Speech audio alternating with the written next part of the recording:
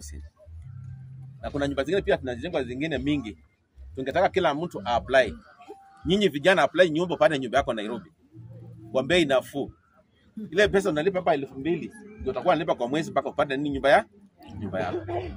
Hizo ni nafasi rais anatoa kusaidia Wakenya kuendelea vizuri katika maisha yao na kujikuza, tuwe nchi ambayo imekuwa ni nchi ambayo ni first class ama developed country.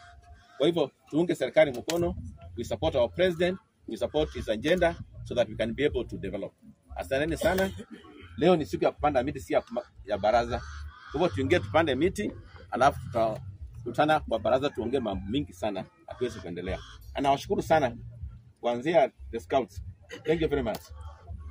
Kwa hiyo kazi mzuri mnafanya, tuendelee kufanya hivyo.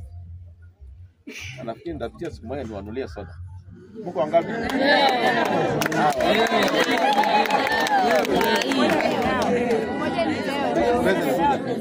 Leo. Mko wangapi?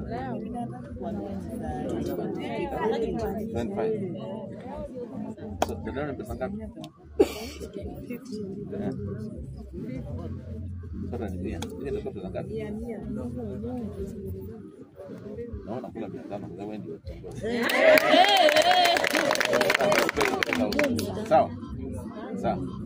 Sawa, mkunywa soda na mkue watoto wazuri Nakuja kuangalia next nijue kama